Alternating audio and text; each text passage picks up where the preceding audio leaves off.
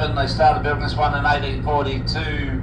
The governor of the day was Sir John Franklin, who commissioned the convict architect James Blackburn to design the building. Cost blowout, ceased construction. Sir John Franklin left Van Diemen's Land, went to Canada to try and discover the Northwest Passage, where he lost his life. They never found Sir John Franklin. They did find 2 of his ships and 30 of the expeditions in the ice. They believe they died of lead poisoning. In those days, the food cans were lined with lead. New governor had it redesigned by William Kay, was finally completed in 1857 at a cost of £68,000, 9 shillings and twopence halfpenny. Not sure the twopence halfpenny was for, probably a barrel of rum for the stonemason. 71 rooms. The governor at the moment is Barbara Baker, formerly a circuit judge. Now, all these waterways you're cruising on today were discovered by the French Admiral d'Entrecasteaux, 1792, down here looking for the French explorer La Perouse, who went missing in the South Pacific. D'Entrecasteaux spent 3 months charting our waterways, first European to circumnavigate mainland Australia. He ran out of water in Western Australia, came down here to take on fresh water. Unfortunately, he hit himself on the ship and passed away on his way back to France. He was sent out by the French royal family, and whilst he was away, the French Revolution took place, where they beheaded the King and Queen of France.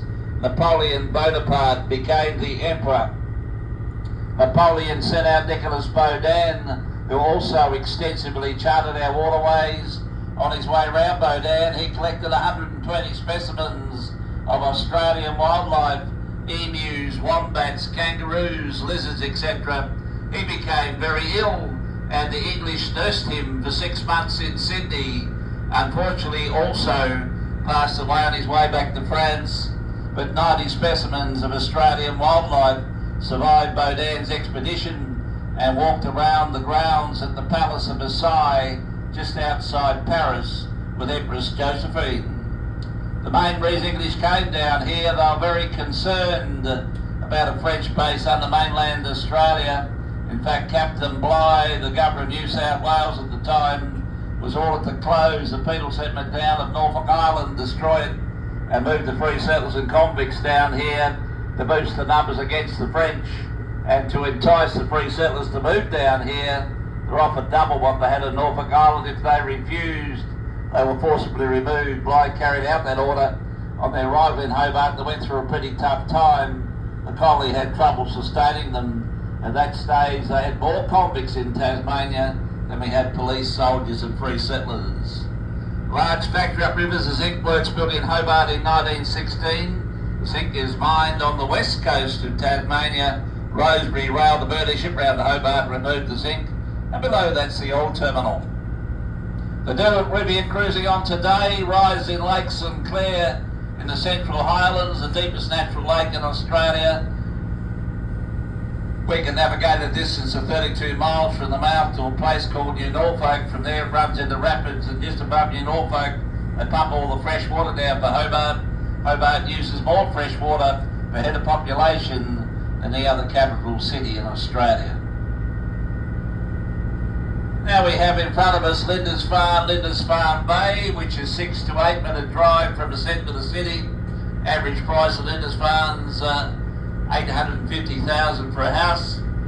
And on about the 3rd of January 1975, the Lake Illawarra, under the command of Captain Pelk, had taken on a load of zinc concentrate at Port Pirie in South Australia. Captain Pelk had a pilot exemption ticket, which meant he could bring his own ship into the port of Hobart through the bridge without a pilot. That was just inside 2 years since he'd been into port. As he steamed down the west coast of Tasmania, he sent a radio telegram through to the Hobart Marine Board asking whether his certificate was still valid and did he require a pilot to take his ship through the bridge. They radioed back, "Your certificate's still valid, sir. No pilot required." As he steamed up the river, he came up on the eastern shore, which we're now on. Should have been further over towards the west. And unbeknownst to Captain Pilk, a 9.5 knot current pushing down against the ship, and he slowed the ship down too much. He lost control or steerage way of the vessel, realised he was out of control. He desperately tried to turn the ship, put on the rocks over here on the left-hand side. He sent 4 crew members to the bow to drop the anchors. But alas, on January the 5th, 1975, at 27 minutes past 9 on a Sunday night, the light drizzly rain, the 10,000-ton bulk carrier Lake Illawarra, loaded with 10,000 tons of zinc concentrate, slammed into the Tasman Bridge, wiped out 2 pylons. 150 metre section came crashing down on the bow of the ship. The ship sank in 5 minutes, killing 7 crew members on board and 5 members of the public, whose 4 cars plummets over the edge of the bridge in the Derwent River. Total lost 12 lives. Lucky it was a Sunday night, could have been peak hour traffic time. Now the ship's going through, they stop the cars either side to prevent the disaster being repeated. Takes about 3 minutes for a ship to pass under the bridge, so the cars aren't delayed very long. And the bridge was only 4 lanes wide, but during this reconstruction, they clipped the footpath on the outside, a nip-on, clip-on, making it a 5-lane bridge. Had we had a Sydney Hobart bridge or suspension bridge, this disaster would not have happened. And the big issue is now the ships are getting bigger, but the gap in the middle is not. And a lot of the pilots are reluctant to take the large ships through. The ones that do go through are escorted by 2 tugs. As we pass under the renewed span, if you look above, you'll see it's made of steel, especially constructed steel from Japan, probably out of pressed out Toyotas. And the reason they use steel is because of the width of the span. Couldn't put the pylon back, used to be in the centre, because of the hundreds of tons of bridge decking and roadway laying on the bottom. Now we're just passing over the top of the Lake Illawarra now. She's laying beneath us in 35 metres of water. There's 10 metres to the top of the ship, still fully laden with a cargo of zinc concentrate. All that's been removed, a fuel oil. Now the home is 7 gilled or tiger sharks, right about 3 metres in length, just big enough to nibble your toes. Coming up is Montague Bay, the Rosny Hill Lookout. Foreshore Rosny's a public reserve. Now we'll shoot back over to the other side. The big white building over there is the old naval depot, HMAS Huon, closed down in 1994 to save the federal government $450,000 a year. They sold the building for $650, became a backpackers. Then the owner wanted to develop a hotel on the site. The state government said no, bought it back for $2.5 million, was supposed to be converted to whisky distillery. That's fallen through. Tasmanian whisky now receives well acclaim. And working on the right-hand side now, where the Royal Hobart Regatta Ground, where the grandstand is there.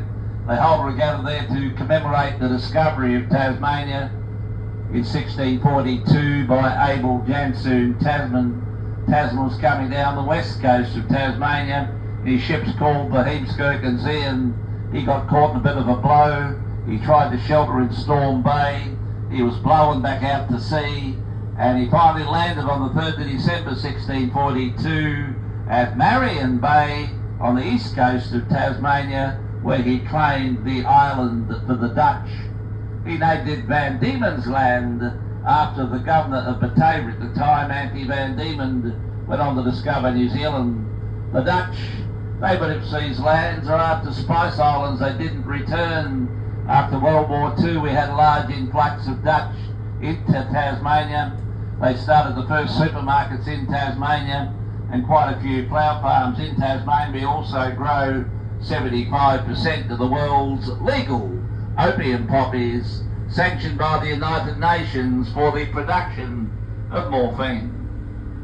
Biggest regatta I ever saw was back in 1963 when the Royal Yacht Britannia came into Hobart, the late Duke of Edinburgh, Queen Elizabeth on board, the British aircraft carrier HMS Albion, a couple of American destroyers, 130,000 attended the regatta that year, down to about 25,000 now. Regattas like shows in Tasmania lost their popularity. Now the big orange vessel over there is the Naina which means Southern Lights, Australia's own Antarctic ship. She was built in Romania, fitted out in Holland at a cost of $1.3 billion.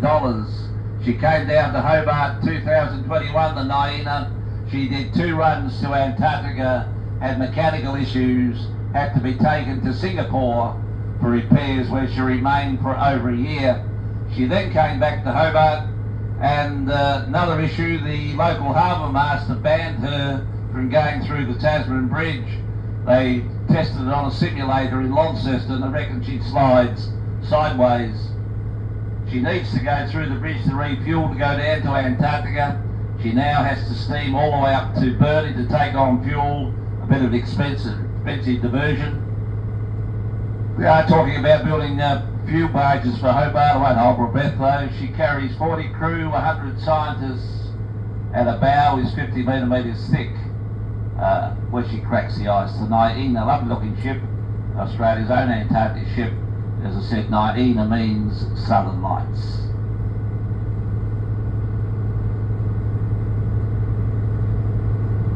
Now, if we kept on steaming south 8 to 10 days, 2,800 kilometres, we'd reach Antarctica, of which Australia claims ownership of 42%.